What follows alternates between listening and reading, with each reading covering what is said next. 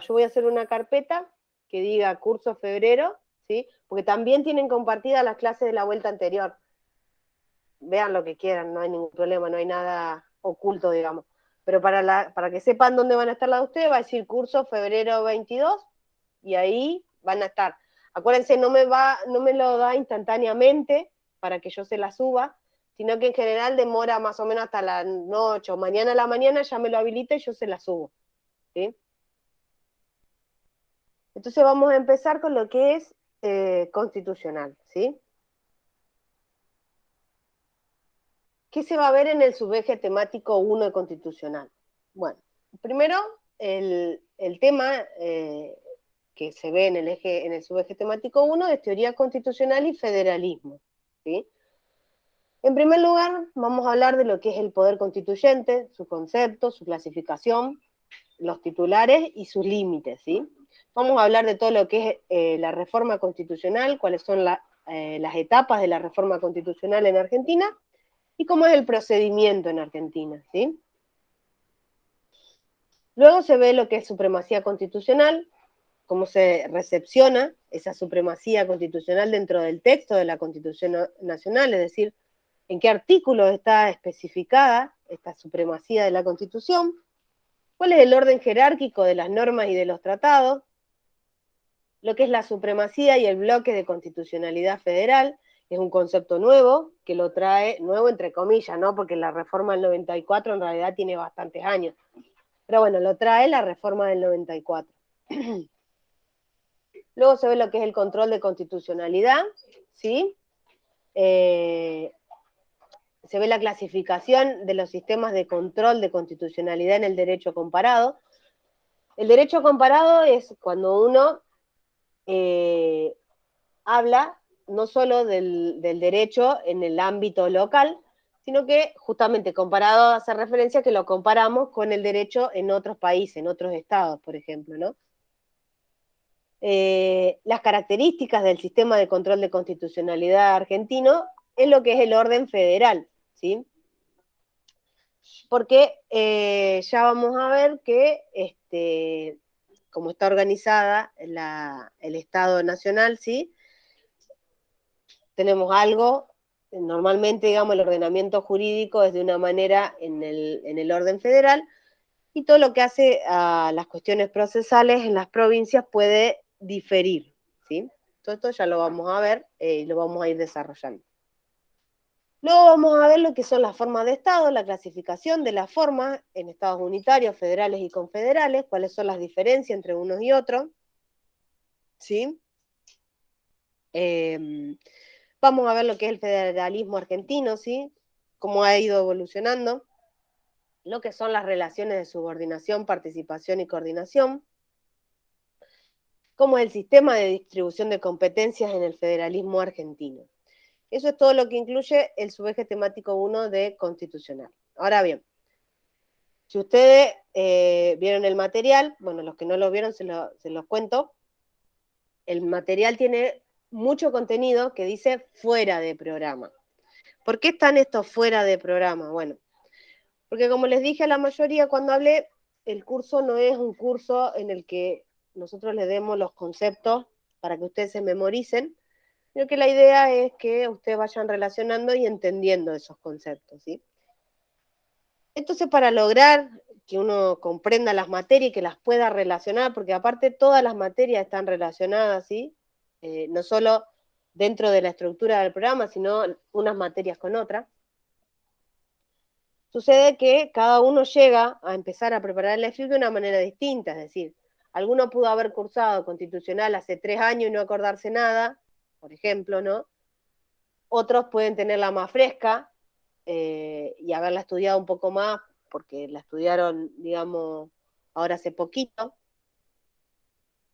En fin, la variedad, digamos, con la que uno llega de preparación al EFIP depende de la situación particular de cada uno.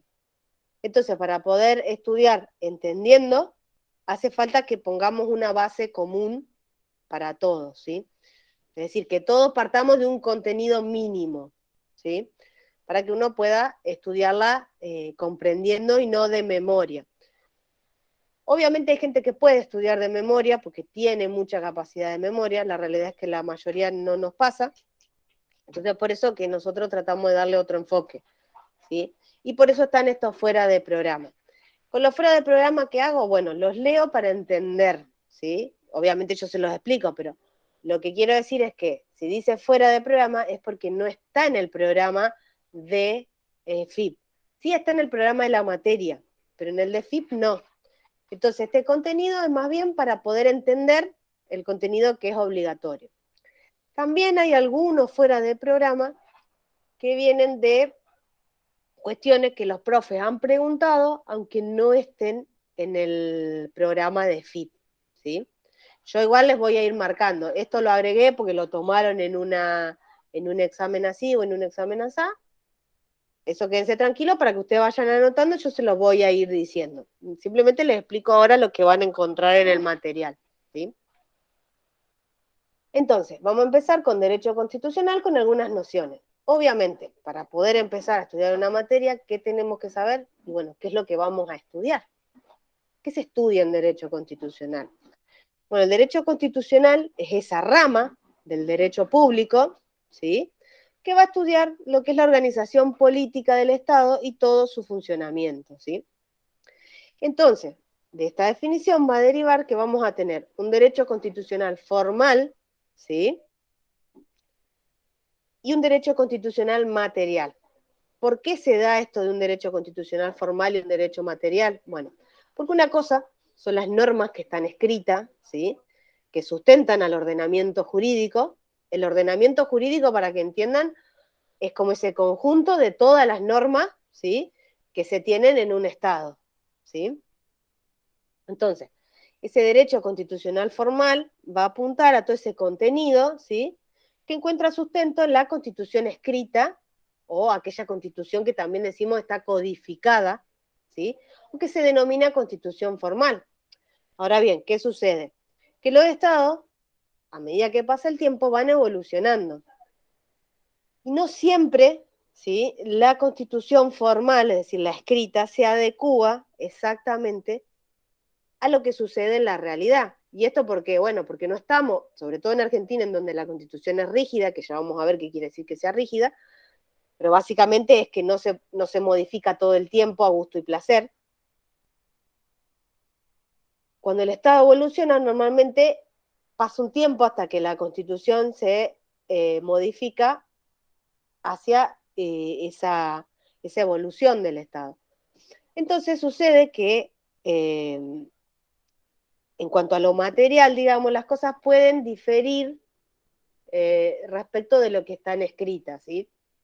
Pasa en todas las sociedades, y ya les digo, tiene que ver con esa evolución que tienen los estados, ¿sí?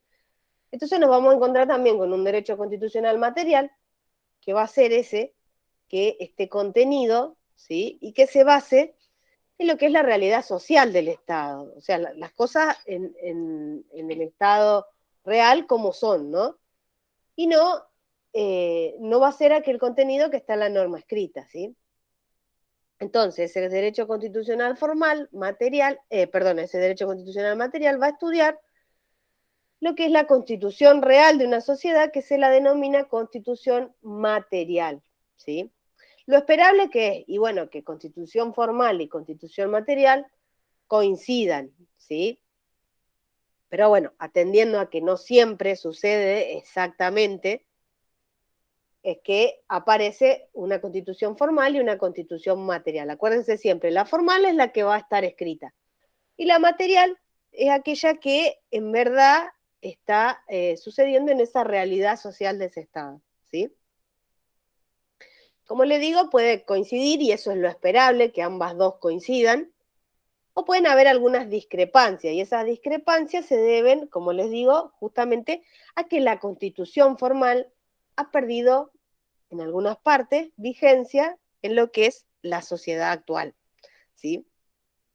Normalmente cuando la pérdida de vigencia es muy grande, es que suceden las reformas constitucionales, ¿sí?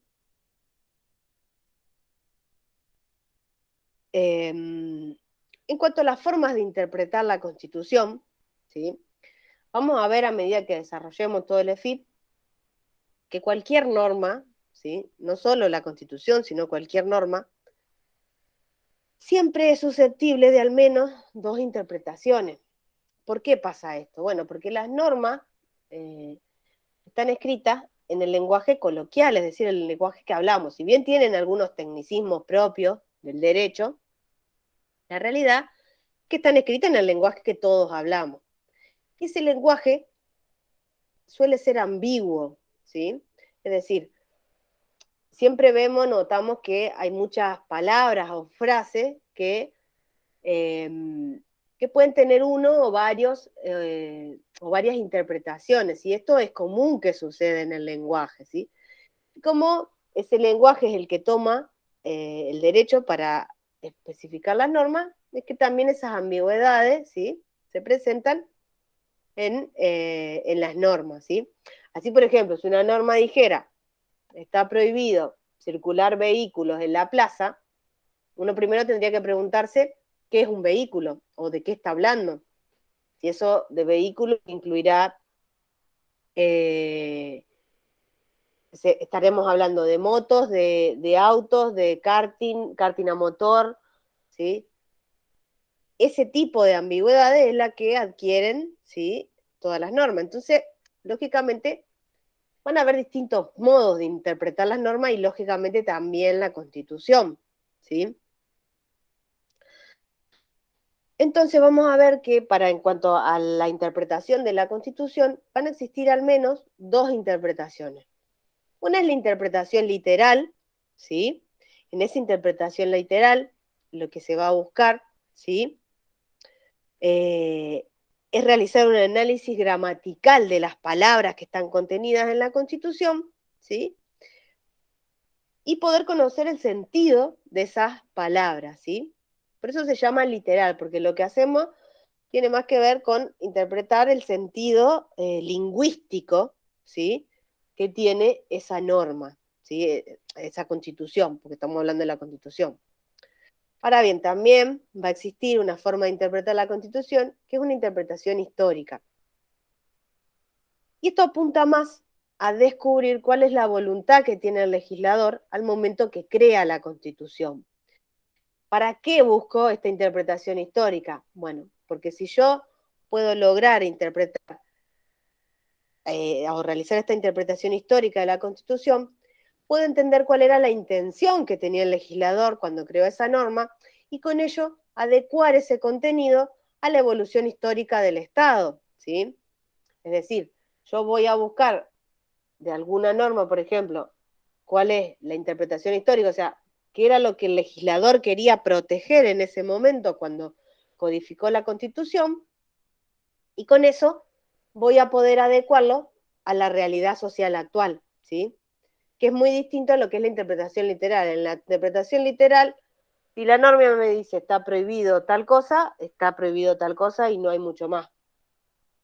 En cambio, cuando yo busco la interpretación histórica, veo qué quería proteger en realidad el legislador en ese momento. Porque es probable que, como les digo, por ejemplo, si hablamos de esto, de la prohibición de que circulen vehículos, es probable que cuando se sancionó la primera constitución, se entendía por vehículo a los carruajes que tenían una determinada velocidad.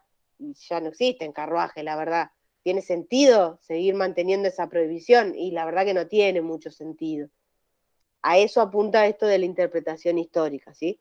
Conocer en definitiva cuál era la voluntad del congresista, ¿sí? El convencional constituyente al momento de codificar esa norma en la Constitución, ¿sí? Es importante entender estos dos sentidos, ¿sí? Porque van a ver a lo largo de toda la materia que muchas nociones que aparecen tienen estas dobles interpretaciones, ¿sí? Y la doctrina, van a ver que hay parte de la doctrina que se vuelca para una interpretación de la norma y hay otra parte que se vuelca para otra. ¿Está mal una de las dos? Y no, simplemente es que son interpretaciones doctrinarias distintas, ¿sí? Al momento del examen ustedes van a tener que seguir la corriente doctrinaria que sigue Vidar Campo porque es el libro que nos piden. Pero cuando ustedes se reciban Después pueden seguir la corriente que a ustedes les haga más sentido, ¿sí? Porque son, como les digo, son interpretaciones. Tal vez a ustedes, una vez que ustedes terminen de estudiar toda la carrera y vean todo, dicen, no, la verdad que para mí estaba re equivocado Vidar Campo en tal o cual cosa. Y es totalmente válido, ¿sí? Y van a seguir, no sé, la corriente de, por ejemplo, no sé, Mejián. Y está todo perfectamente, digamos, porque, como les digo, son distintas interpretaciones. Al momento del examen, se van a quedar con Vidar Campo. Después que terminen el examen, pueden seguir la corriente doctrinaria que más les parezca, ¿sí? Y esto va a pasar con absolutamente casi todas las normas, ¿sí? Ahora bien, ¿cuál es el concepto de constitucionalismo? Seguimos viendo todo lo que vamos a estudiar a lo largo de la materia, ¿sí? El constitucionalismo, en verdad, es entendido como un proceso, ¿sí? Un proceso que fue político y jurídico, y cuyo objeto era el de establecer en cada estado un documento legal denominado constitución, ¿sí? Esa constitución iba a tener una supremacía jurídica por sobre el resto de las normas que componían el ordenamiento jurídico. Y es a partir de ese proceso que nace la idea de que cada estado tenga su constitución como una norma suprema, ¿sí? Norma suprema se refiere a que es a la que manda a todo el resto del ordenamiento, ¿sí? Ese movimiento constitucionalista, ahora vamos a ver un poco de historia, por ahí en este punto, no está en el programa, pero van a ver que si ustedes entienden estos movimientos constitucionalistas, después cuando lleguen al eje 2, a ver las generaciones de derecho, va a ser mucho más fácil, ¿sí? En cuanto a entenderlo y a identificarlo, cuáles son las distintas generaciones de derecho. Porque cada generación de derecho viene de un movimiento constitucionalista distinto, ¿sí? Entonces, ese movimiento constitucionalista surge a partir del siglo XVIII, ¿sí? El primer movimiento constitucionalista que surge en el siglo XVIII se lo denominó constitucionalismo clásico o liberal, ¿sí? Y el objeto principal que tenía ese movimiento constitucionalista era el de limitar el poder del Estado. Entonces, es útil, antes de que entremos al movimiento constitucionalista clásico, que veamos cómo eran las cosas antes del movimiento constitucionalista, ¿sí? Ubíquense en el siglo XVIII, piensen en Europa, ¿sí? Sobre todo en Europa, ¿no?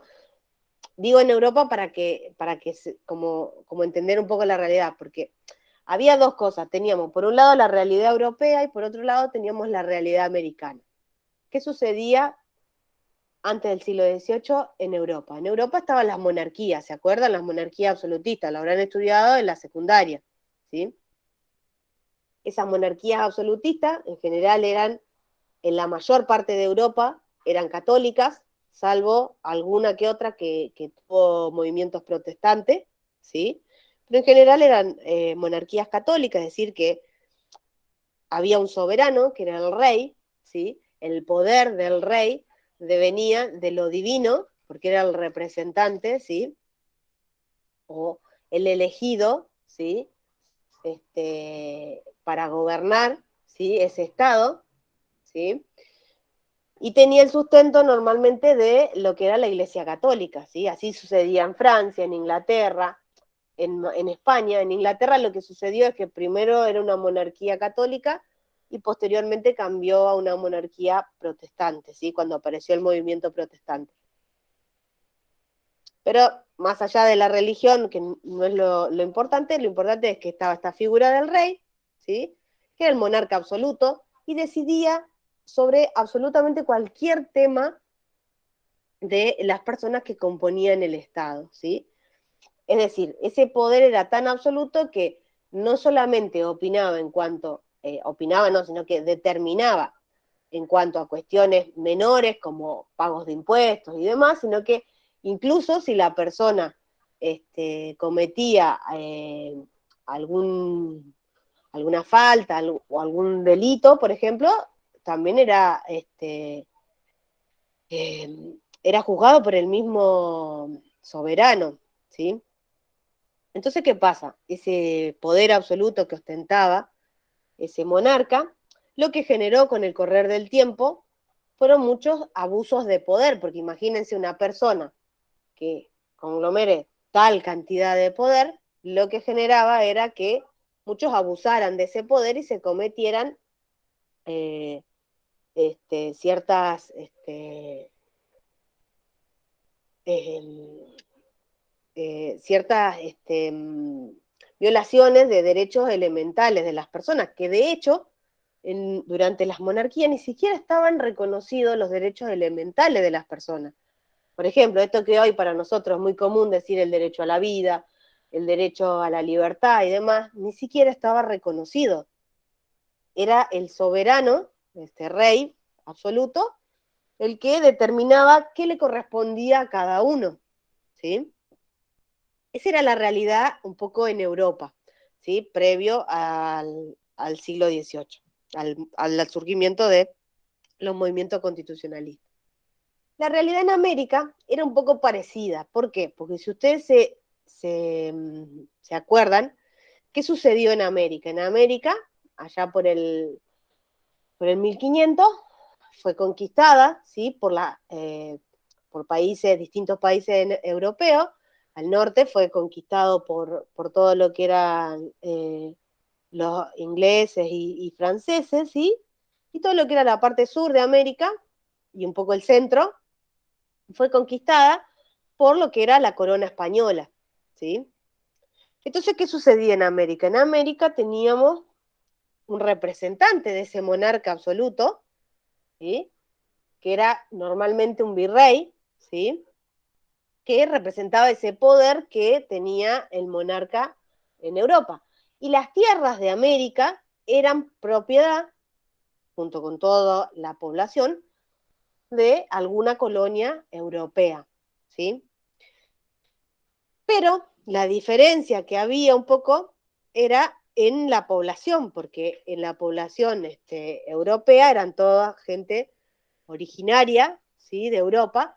En cambio, en América había como un poco una mezcla, ¿sí? Porque los colonos que habían venido a conquistar América se habían mezclado un poco con la población local, dando lugar, sobre todo en lo que es la parte de la conquista de España, a lo que eran los criollos. Los criollos eran un poco una mezcla entre los colonos que habían venido y los habitantes originarios, ¿sí? Entonces eran gente que tenía un poco como más raíces en América, ¿sí? Que en Europa. Por eso después, posteriormente, se da la liberación de casi todos los pueblos. Pero bueno, básicamente la realidad era esta. Había un virrey que era el representante de ese poder de las coronas europeas, ¿sí? Pero que no dejaba de ser un poder también del tipo absoluto, porque en definitiva ese virrey hacía lo que mandaba el rey de Europa, ¿sí? Entonces esta era la realidad que teníamos hasta el siglo XVIII, con esta serie de abusos que se dieron durante mucho tiempo, ¿sí? Surge, por un lado, en América lo que es la Revolución Norteamericana, ¿sí? En 1776, y por otro lado, en Europa, surge la Revolución Francesa. Ahí le dice 1789. Obviamente, esa es la fecha que está considerada como inicio, pero no es que, a ver, cuando hablamos de un proceso, nunca hablamos de un momento puntual en la historia, sino que se da como un proceso, justamente, ¿sí? Si bien hay que ponerle una fecha para entender los contextos, ¿sí? No es algo que pasó puntualmente un día de un año particular, ¿sí? Sino que se dio como un proceso, ¿sí? Bajo el ala de esto de la Revolución Francesa, ¿sí? Esa revolución es una revolución que se da desde la población hacia las monarquías absolutistas, ¿sí? Puntualmente se dio en Francia, ¿sí? Eh, Justamente debido a que ese poder del monarca no tenía límites y las personas eran víctimas ¿sí?, de ese abuso de poder del Estado. Entonces, lo que surge de esa Revolución Francesa es la necesidad de que las personas tengan sus derechos reconocidos, ¿sí?, para evitar que el Estado siguiera abusando de su poder y pasando por encima de esos derechos. Entonces, en cuanto a la Revolución Francesa, surge un documento importantísimo, ¿sí?, que es la Declaración de los Derechos y Deberes del Hombre, ¿sí? Esa Declaración de los Derechos y Deberes del Hombre, ¿sí?, que surge como consecuencia de la Revolución Francesa, no hacía más que enumerar una serie de derechos elementales de las personas, como les digo, derecho a vivir, derecho a la libertad, las cosas más básicas que ustedes se puedan imaginar, eso estaba contenido en esa declaración, ¿sí? Ese documento es, como les digo, importantísimo porque hace el reconocimiento de esos derechos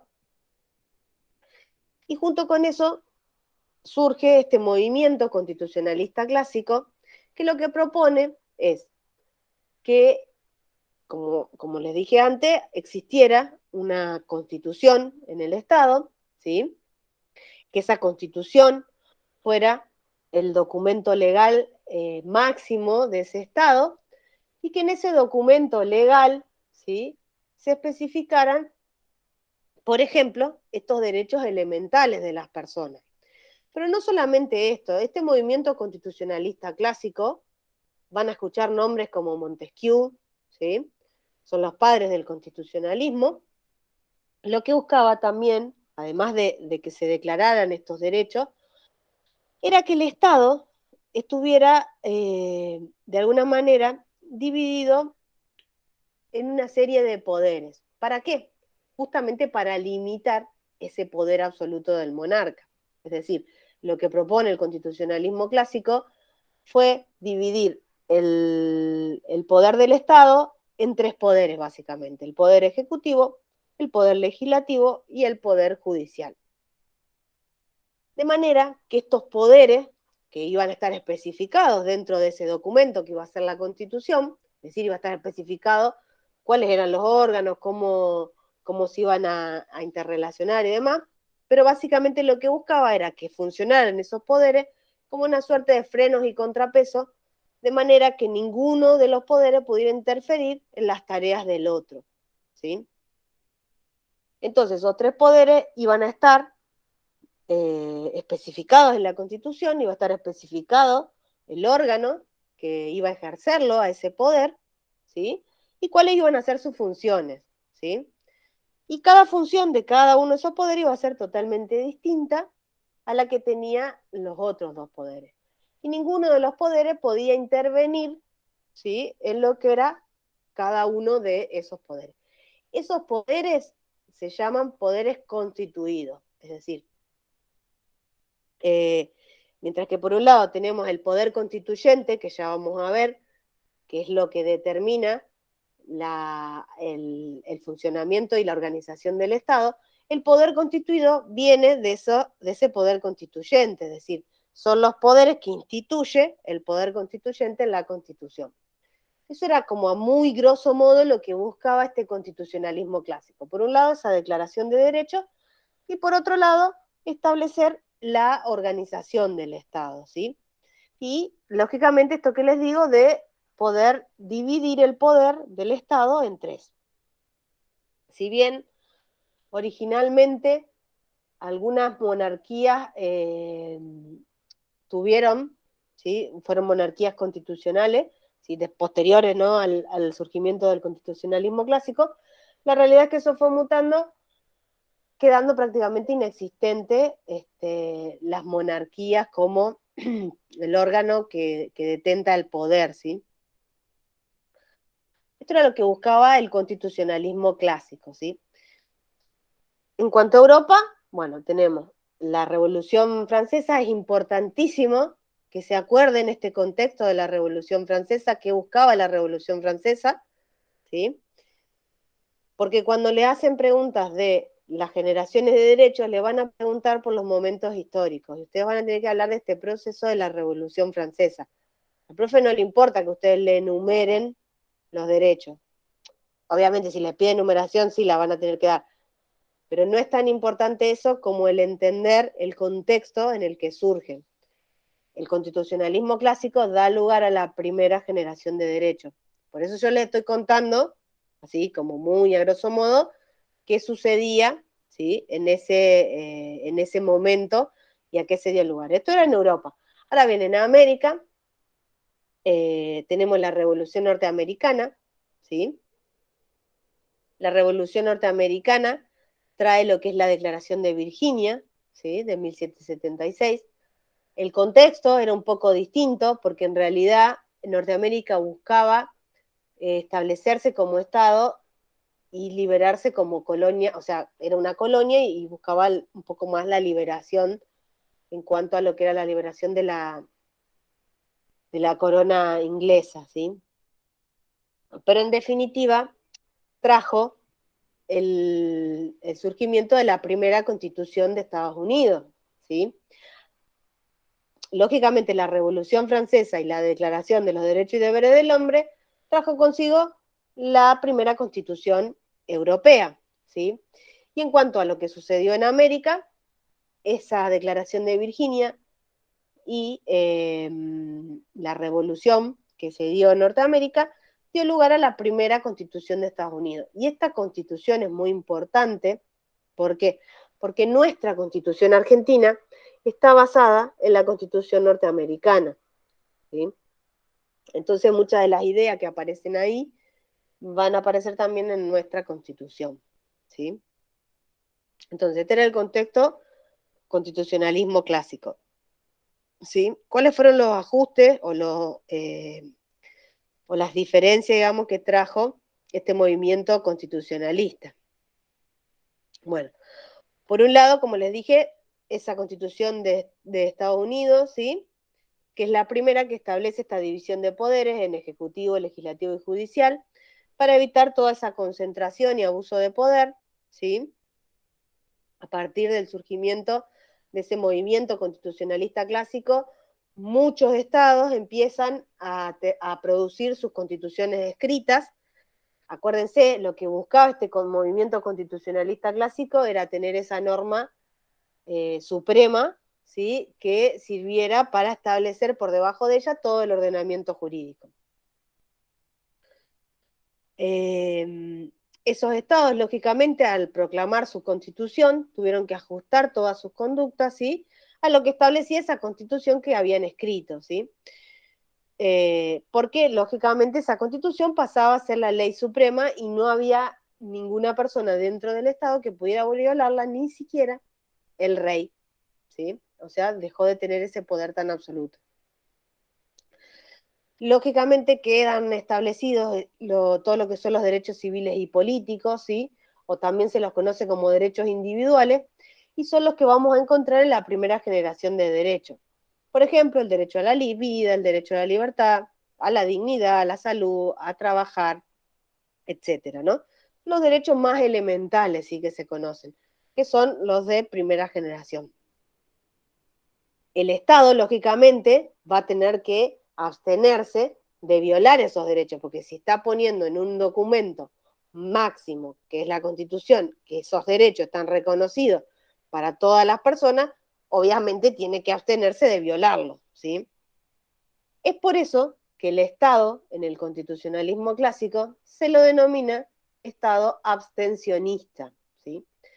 También se lo conoce como Estado gendarme. ¿Y por qué se lo conoce como Estado gendarme? Bueno, porque si bien la Constitución establecía todos estos derechos civiles y políticos, ¿sí?,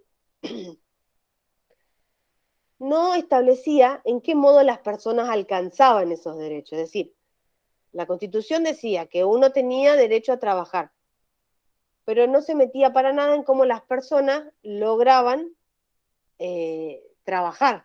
Es decir, si uno, no sé, tenía un negocio o la forma en la que fuera, era una cuestión de uno, como uno llegaba a ese derecho. Al Estado no le importaba. Simplemente que si uno tenía un trabajo, tenía que abstenerse de violar ese derecho a trabajar. Por lo demás, no hacía nada el Estado. Por eso se lo conocía como Estado gendarme, ¿sí? vamos a ver que con el segundo movimiento constitucionalista esa forma de Estado cambia, ¿sí? Pero el constitucionalismo clásico dejaba que las personas se autorregularan, ¿sí? Solamente si aparecía un conflicto era que el Estado se iba a meter. Pero si no, cada uno se las tenía que rebuscar, digamos, de alguna manera para poder alcanzar esos derechos, ¿sí?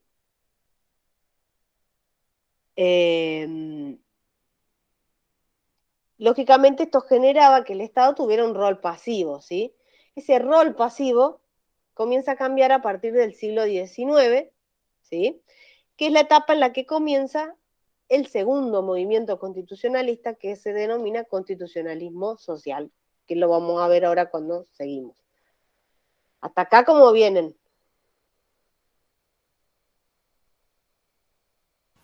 Bien, bien. Bien. Chicos, acuérdense, si tienen una duda, quieren preguntar, quieren aportar algo, yo no tengo ningún drama. No se acostumbren a estar tan callados en el sentido de que de no animarse a preguntar, ¿sí? Porque yo ahora porque recién nos estamos adaptando, les voy a preguntar cada tanto si entendieron.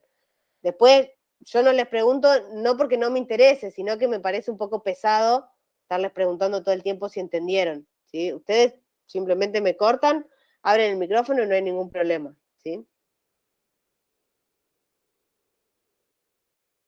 Entonces, entramos a lo que es el constitucionalismo social, ¿sí? Bueno, ya vimos lo que era el constitucionalismo clásico y cómo surge el constitucionalismo social. Hay una materia que ustedes deberían haber visto que se llama sociología. ¿Se acuerdan de sociología? ¿Se acuerda alguno algo? Poco. ¿Poco? Bueno, en esa materia, ¿sí? Lo que se ve es cómo el derecho, ¿sí? Empieza a ser considerado ciencia. Pero primero se ven los padres digamos, de lo que son las ciencias sociales y demás, y ahí aparece un evento muy importante que nos va a servir acá en Constitucional, que es la Revolución Industrial, ¿sí? Vamos a hacer un poco de síntesis de lo que sucedía previo a la Revolución Industrial. Previo a la Revolución Industrial, la mayoría de los pueblos estaban organizados, ¿sí? En el campo, ¿sí? Es decir, había un señor terrateniente que tenía un campo y había campesinos que trabajaban para él, ¿sí? Es decir, esta persona les cobraba un impuesto, ¿sí? Por trabajar su tierra, ¿sí? Pero básicamente todos estaban organizados de esta manera. Cuando surgen las primeras máquinas, ¿sí? Con la revolución industrial, aparece lo que es la industria propiamente dicha. ¿Qué sucede? Los dueños de los capitales eran los dueños de las industrias, ¿sí? Y el trabajador, ¿sí? Normalmente, ¿cómo llegaban los trabajadores en esas primeras industrias? Bueno, toda la gente que por años y por siglos estuvo viviendo en el campo, ¿sí? Atraído por todo lo que se decía que iba a traer la revolución industrial, empiezan a moverse hacia los centros en donde estaban las industrias, ¿sí? ¿Esto qué genera? Bueno, primero genera la aparición de lo que hoy conocemos como ciudades, ¿no?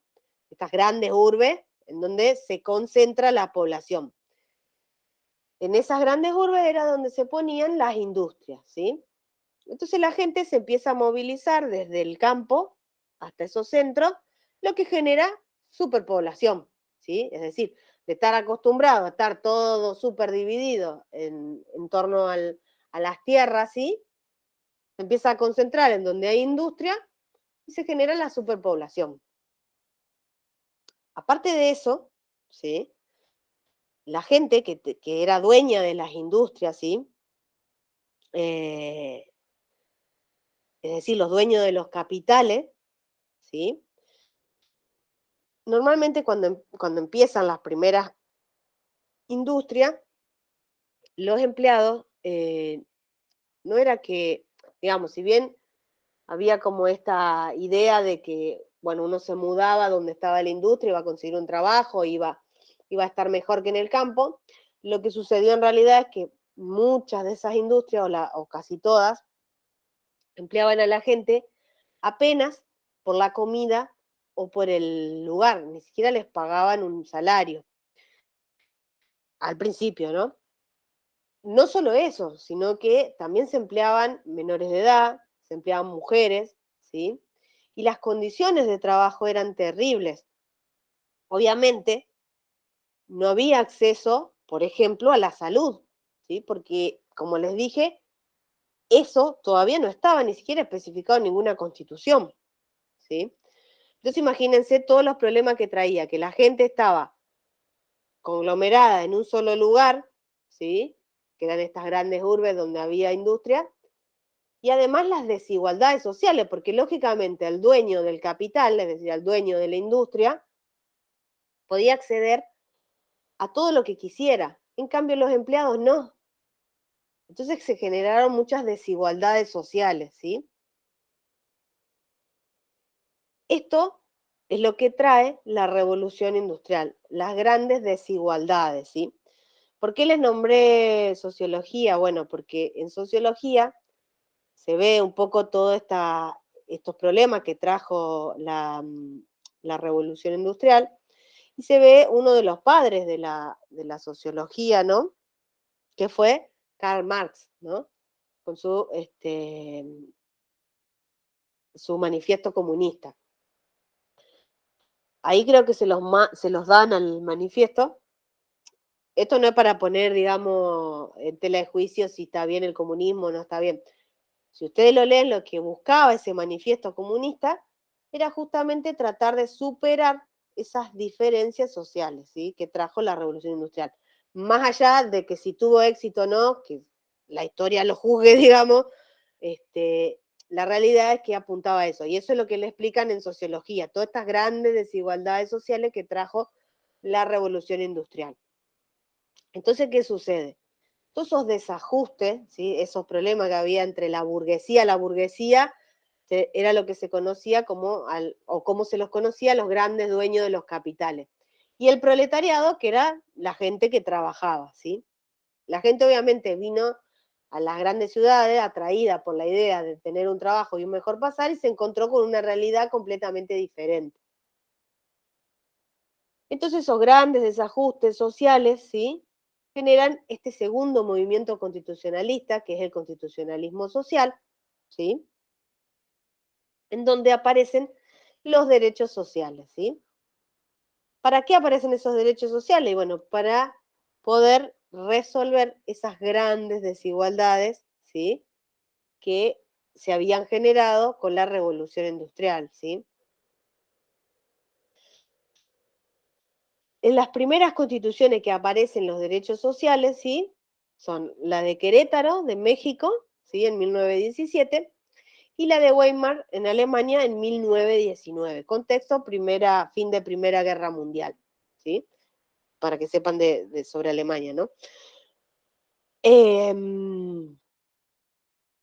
A ver, ¿cómo cambia el rol del Estado? Bueno, ese Estado gendarme o Estado abstencionista que habíamos nombrado en el constitucionalismo clásico, deja de ser un Estado gendarme, un Estado abstencionista, y pasa a ser un Estado benefactor. ¿Cómo logra ese Estado benefactor? Bueno, se declaran una serie de derechos que tienen por fin hacer intervenir al Estado, ¿sí?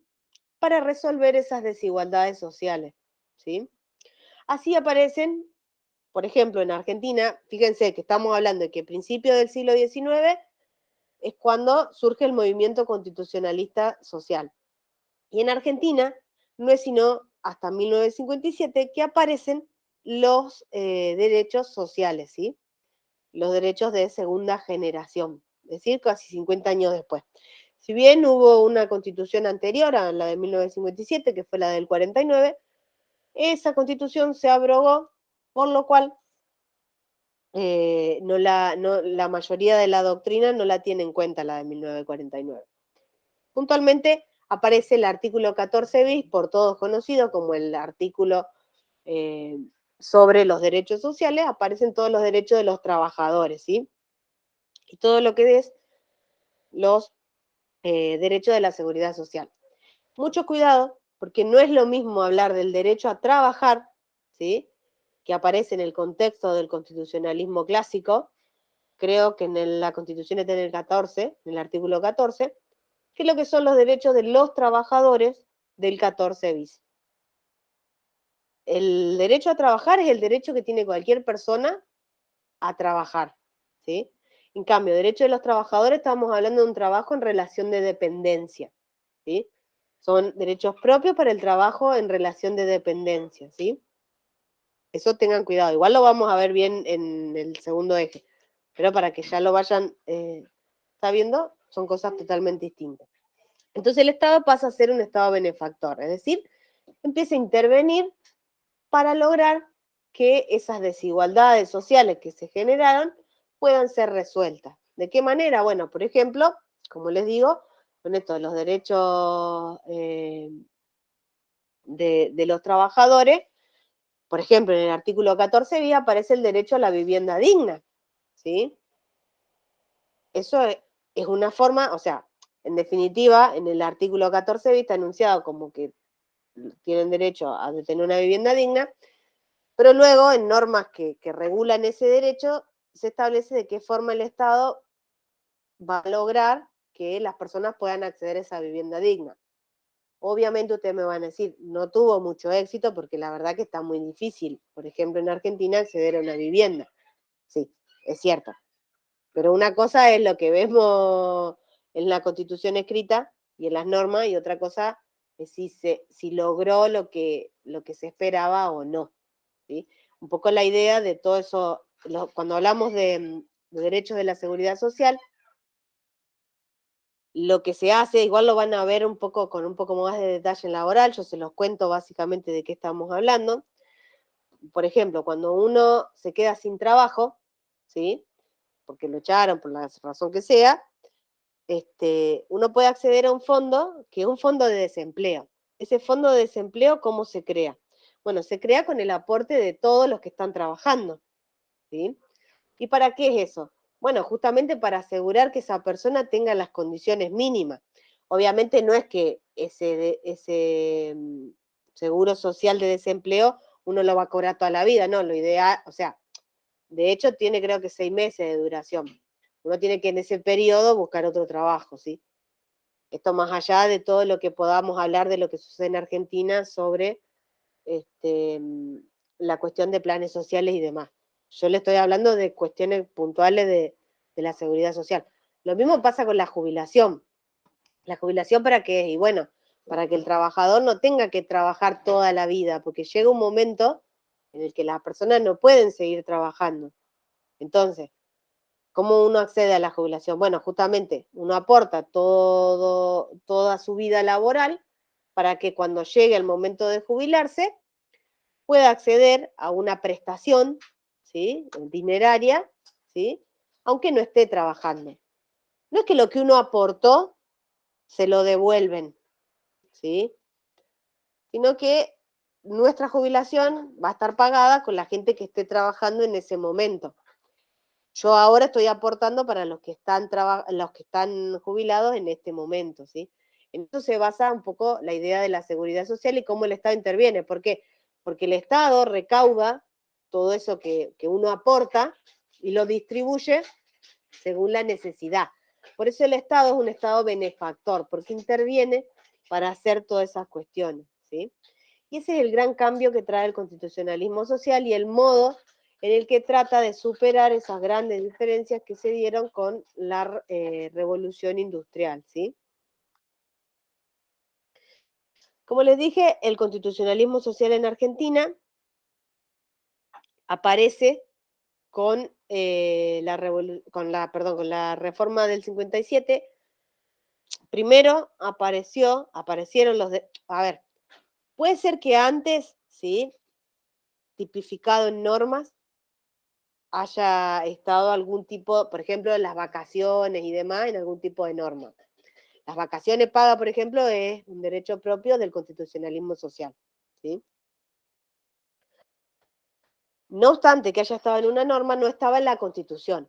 En la Constitución, tipificado como derecho, es decir, dentro de la norma máxima está a partir del 57. Apareció en la Constitución del 49, pero ya cuando veamos las revoluciones vamos a ver que la del 49 es una constitución que se abrogó. Que se abrogó quiere decir que no se la tuvo en cuenta.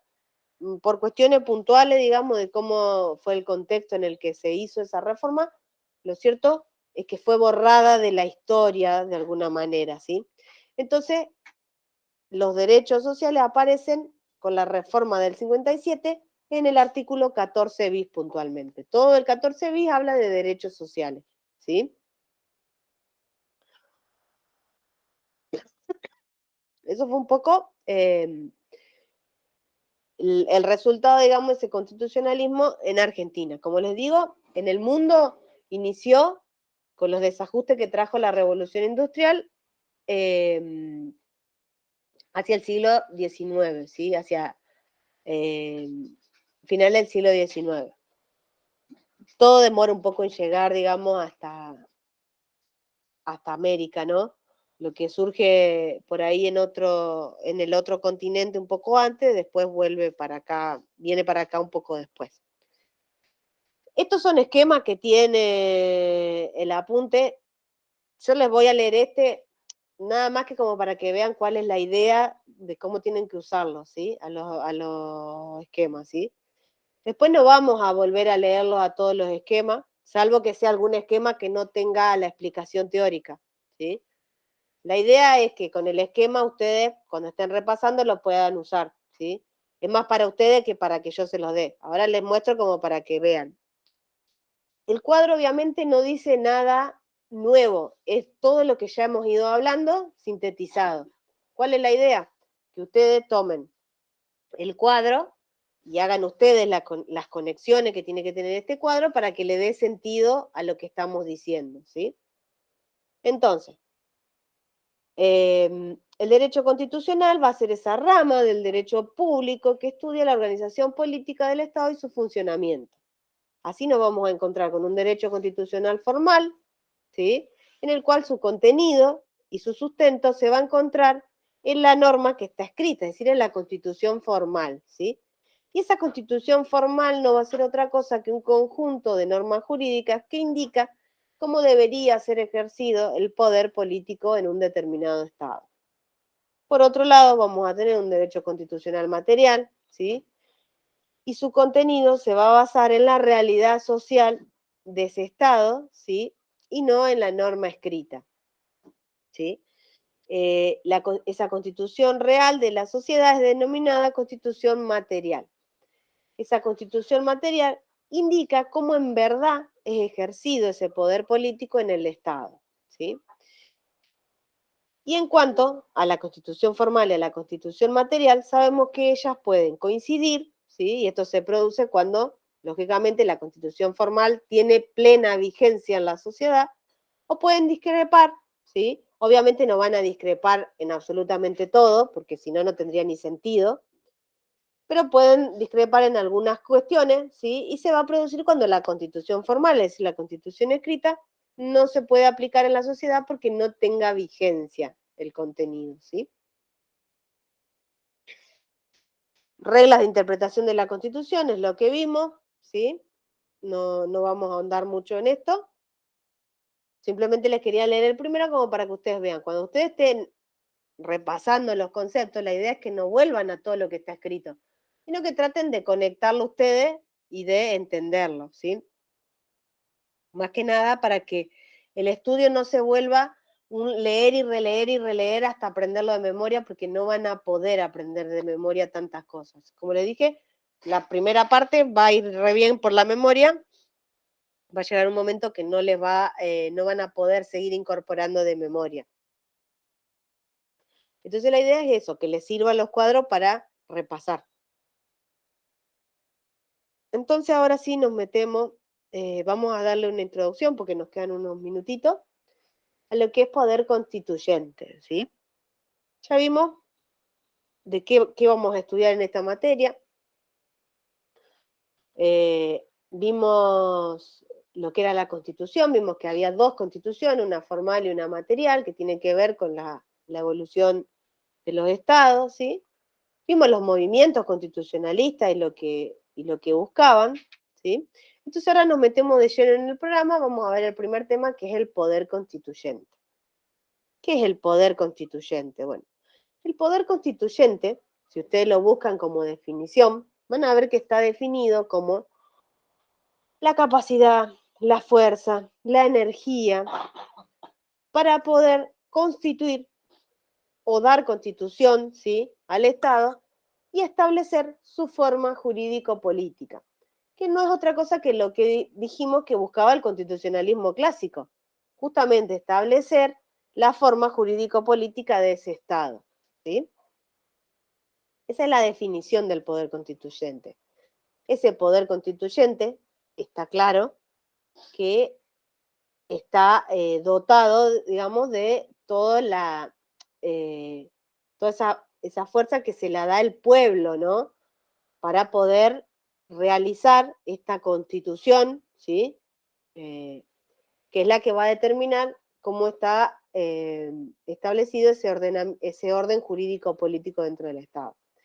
Ahora bien, ese poder constituyente puede ser de dos maneras. Puede ser originario o puede ser derivado.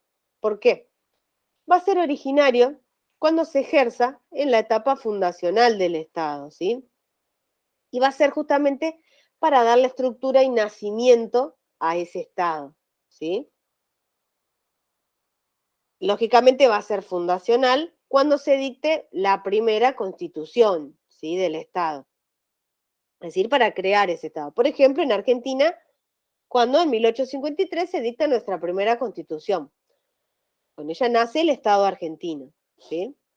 Si bien ya vamos a explicarlo un poco más en detalle el proceso histórico, Revolución de Mayo, 1810, nos liberamos del virrey de España, 1816, Declaración de Independencia, no hubo una constitución argentina, o sea, como Estado argentino no existió, sino hasta 1853, ¿sí? Momento en el que se ejerció el poder constituyente originario, ¿sí?, y fundacional, ¿sí? Ahora bien, ese poder constituyente también puede ser derivado. ¿Y por qué se lo conoce como derivado? Bueno, porque es el que se va a ejercer cuando se reforme la Constitución. ¿Y por qué se va a reformar la Constitución? Y bueno, por lo que ya dijimos, porque lógicamente el Estado y la sociedad toda va evolucionando, entonces se hace necesario adaptar ese contenido, ¿sí? Entonces va a ser originario cuando se establezca para establecer ese Estado primigenio y su estructura jurídico-política original, y va a ser derivado cuando se lo utilice para modificar la Constitución, ¿sí? Ahora bien, dentro del poder constituyente originario tenemos la titularidad de ese poder constituyente y el ejercicio. ¿Qué sucede? Obviamente la titularidad del poder constituyente es del pueblo, es decir, de todo y cada uno de los componentes de ese Estado en formación, ¿sí? Ahora bien, ¿es practicable que cada una de las personas que componen un Estado se junte a dictar la Constitución? Y no, es prácticamente imposible. ¿Por qué? Y bueno, pues no nos pondríamos de acuerdo nunca, ¿sí? Entonces, en definitiva, si bien el titular del poder constituyente originario es el pueblo, ¿sí?, es decir, cada uno de los componentes humanos de ese nuevo Estado, este poder constituyente va a ser ejercido, ¿sí?, por lo que son los autores de esa Constitución Nacional, que normalmente, o por lo menos en Argentina, se los conoce como convencionales constituyentes, ¿sí? En 1853 se juntaron una cantidad de personas en Santa Fe, donde se dicta la primera Constitución argentina, ¿sí? Eso eran representantes. ¿A quién estaban representando? Y bueno, estaban representando a ese pueblo, ¿sí? Vale que se pregunten quién los eligió para representarnos, la realidad es que creo que nadie los eligió en ese momento. Posteriormente, cuando se han hecho reformas, por ejemplo la del 94, sí fueron elegidos por las personas. Pero en el momento originario se entendía que estas personas que se juntaron a dictar la primera constitución representaban a todos los componentes, ¿sí? En cuanto a los límites que tiene el poder constituyente originario, hay que entender que si estamos hablando de ese poder constituyente originario en la etapa fundacional del Estado, cuando recién se crea, no existe una norma del derecho positivo vigente, porque si decimos que la Constitución es la norma máxima y que por debajo de ella se tienen que subordinar todas, que esto da una idea de lo que es la supremacía constitucional, es lógico que si no está esa piedra fundamental del ordenamiento jurídico, no exista ninguna norma. Entonces, el poder constituyente originario se dice que es ilimitado porque no hay normas del derecho positivo que lo condicionen. Es decir, no hay ninguna norma que diga el Estado argentino tiene que ser federal, por ejemplo. No. No existe una norma del derecho positivo que lo condicione.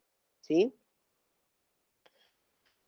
Lógicamente, no hay una norma escrita. Cuando decimos derecho positivo estamos hablando de normas escritas. No hay normas escritas, ¿sí? Ahora bien, todo lo que son los límites suprapositivos, como el valor de justicia o el derecho natural, tienen que ser respetados. Es decir, no puede haber una constitución que no, que vaya en contra del valor de la justicia, ¿sí? O del derecho natural, es decir, el derecho que le corresponde a cualquier persona por el simple hecho de ser persona. No podría existir porque no tendría sentido, ¿sí? Esto es un límite. Lo que pasa es que eso no está escrito, porque se lo entiende como algo natural, ¿sí? Algo que está aunque no esté escrito. También existen algunas normas, ¿sí? Del derecho internacional público, ¿sí? Que son algunos tratados, ¿sí? Que realiza, o que, sobre todo en Argentina, que realizaron las provincias con otros estados del derecho internacional, ¿sí? Y entonces esos tratados, ¿sí? Tuvieron que ser tenidos en cuenta, ¿sí? Al momento de dictar la Constitución. Y lógicamente el gran condicionante del poder constituyente originario es la realidad social. Es decir, en todo Estado van a existir, va a existir, digamos, una realidad social en donde participan grupos de poder, ¿sí? Que son generalmente los más influyentes, ¿sí? Y todo lo que es la realidad social, ¿sí? Del Estado. Entonces, esto influye en el modo en el que se dicta o las normas, digamos, de ese Estado en formación. Así, por ejemplo, ya vamos a ver uno de los contenidos pétreos, ¿sí? Que tiene nuestra Constitución, es que el Estado argentino es un Estado que se declara confesional hacia el culto católico apostólico romano. ¿Y esto con qué tiene que ver? Bueno, con que la realidad social que existía al momento de dictarse la Constitución, si bien se establece la libertad de culto, es decir, que cada uno de nosotros puede profesar el culto que mejor le parezca, ¿sí? La mayor parte del Estado o de las provincias que luego componen el Estado, devenido de que era una colonia española y la monarquía española era católica, la mayoría era católico. Entonces el Estado termina reconociendo su confesionalidad hacia el catolicismo, ¿sí? Pero tiene que ver con esa realidad social que tenía el Estado, ¿sí? Por eso aparecen esos topes fácticos o topes normativos que tienen que ver con todas esas cuestiones que hacen a la realidad social, ¿sí? Es decir, si bien no hay ninguna norma del derecho positivo que le diga cómo tiene que ser, hay cuestiones que lo condicionan a que sea de una determinada manera, ¿sí? Eso en cuanto al poder constituyente originario. Después dijimos que tenemos el poder constituyente derivado, que es el que se ejerce al momento de reformar la Constitución, ¿sí? De nuevo, la titularidad del poder constituyente derivado es del pueblo, pero como el pueblo todo no puede juntarse a establecer cuáles son las reformas que quiere incorporar a la Constitución, ese poder constituyente derivado va a ser ejercido a través de representantes que se eligen a través del principio de soberanía popular. Es decir, básicamente se eligen a los representantes, puntualmente en la última reforma, en la del 94, los convencionales constituyentes fueron elegidos por el mismo sistema que se eligen los diputados actualmente, ¿sí? Es decir, la cantidad está en función de la cantidad de habitantes que tiene una determinada jurisdicción, ¿sí? Y los eligen directamente, ¿sí? A través de algo que se conoce como sistema de Hond, que lo vamos a ver en el eje 3, ¿sí? Ahora bien, el poder constituyente derivado sí tiene límites. ¿Por qué? Porque cuando se ejerce el poder constituyente originario, no hay normas del derecho positivo vigente. Una vez que se dicta la Constitución, se empieza a codificar todo el ordenamiento jurídico y aparecen todas las normas del derecho positivo. Entonces, lógicamente, el poder constituyente derivado sí está limitado, ¿sí? Porque ya existe toda una serie de normativas, ¿sí? Entonces, lo más importante que tenemos que tener en cuenta como límite del poder constituyente derivado es aquello que aparece en la misma Constitución, ¿sí? En el artículo 30, ¿sí? El artículo 30, si ustedes lo leen, van a ver que, por un lado, da los requisitos, ¿sí? Tanto formales y materiales para lo que es el proceso de reforma. ¿Por qué? Porque ese mismo artículo 30 establece la rigidez de nuestra Constitución. Es decir, para poder reformar la Constitución en Argentina, se requiere del seguimiento de un procedimiento particular que es el que fija el artículo 30, ¿sí? Ese artículo 30, cuando menciona esos requisitos formales y materiales, ¿sí? Van a estar dirigidos a tres entes, en realidad a dos. Por un lado el Congreso y por otro lado la Convención Constituyente, ¿sí? Y por otro lado va a haber una serie de requisitos a ambos, ¿sí? En ese procedimiento que fija la Constitución, fija justamente que se tiene que seguir este procedimiento particular, que es que el Congreso de la Nación dicte la ley de necesidad de la reforma, ¿sí? Y esa ley de necesidad, igual lo vamos a analizar más en detalle, yo se los cuento ahora rápido como para entrar en tema y mañana lo seguimos. Entonces el Congreso dicta la ley de necesidad de la reforma. Esa ley de necesidad de la reforma tiene que contener 3 puntos. Por un lado, la temática habilitada para debatir en el pleno de la convención. Por otro lado, la fecha, ¿sí?, de vigencia de la convención. ¿Y por qué se dicta una fecha de vigencia de la convención? Porque imagínense el caudal de poder que tiene ese poder constituyente derivado, que permite cambiar la forma jurídico-política de ese Estado. Si no le pusieran un límite en fecha, ¿sí?, ese poder constituyente podría estar abierto indefinidamente y generar una inseguridad, ¿sí?, jurídico-política, ¿sí? Porque la convención podría seguir funcionando y seguir modificando hasta que tenga ganas. Entonces, esa ley de necesidad de la reforma que dicta el Congreso tiene que tener una fecha, ¿sí?, de vigencia de la convención. Y además, el lugar en donde va a funcionar la convención, ¿sí? Esos son los límites que tiene el poder constituyente derivado en Argentina, ¿sí? Lógicamente, en otro país, si queremos hablar de derecho comparado, va a depender de lo que digan las normas de ese país, ¿sí? Pero va a estar limitado en principio por todo lo que es el ordenamiento escrito que exista a ese momento, al momento de reformar la Constitución. Otro límite que tiene el poder constituyente derivado son los contenidos pétreos.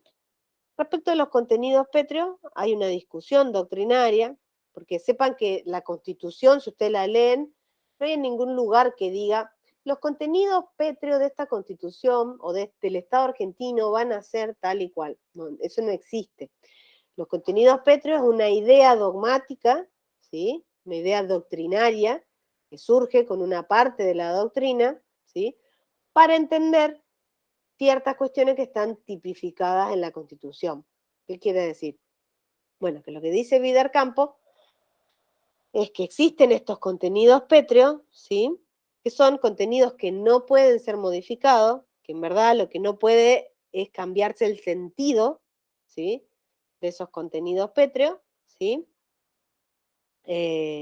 por ninguna reforma, ¿sí? Es decir, hay 4 contenidos pétreos bien identificados que nombran los que están a favor de la existencia de los contenidos pétreos. Son la confesionalidad del Estado y la forma representativa republicana y federal del Estado, ¿sí? Ahora bien, después nos vamos a meter un poco en esta discusión doctrinaria. Básicamente lo que dice Vidal Campos es que no se pueden modificar mientras subsista la estructura social que les dio origen, es decir, mientras que la estructura social que le da origen a esos 4 contenidos sea la que estaba originalmente, no se pueden modificar. Hay otra parte de la doctrina que dice que no existen. ¿Por qué dice que no existen? Bueno, porque el artículo 30 dice, si ustedes lo leen, otra cosa que pueden hacer si tienen ganas es, tengan a mano la Constitución para ir buscando los artículos. Porque yo algunas cosas me las acuerdo, pero no me lo acuerdo todo de memoria. El artículo 30 dice, esta Constitución podrá ser reformada en el todo o en cualquiera de sus partes. ¿Sí? Entonces, cuando dice en el todo o en cualquiera de sus partes, una parte de la doctrina entiende que no podría existir un contenido pétreo, es decir, un contenido que no se pueda modificar, porque la misma Constitución está habilitando cualquier reforma, ¿sí? No es la posición de Vidal Campos, la que ustedes se tienen que quedar es la de Vidal Campos, que es hacia la existencia de estos contenidos pétreos, ¿sí? Ya lo vamos a ver un poco más en detalle, pero funcionan como límites al poder constituyente derivado, es decir, no podría venir una reforma constitucional y decir, bueno, a partir de ahora el Estado, que hasta hoy era federal, va a empezar a ser unitario o confederal. Bueno, no podría porque justamente al ser un contenido pétreo no es modificable, ¿sí? O al menos no mientras subsista la estructura social que le dio origen. ¿Hasta acá tienen alguna duda? Uy, me pasé de largo. No, Pau. ¿Se entiende? ¿Cómo van? ¿Va muy rápido? ¿Está bien?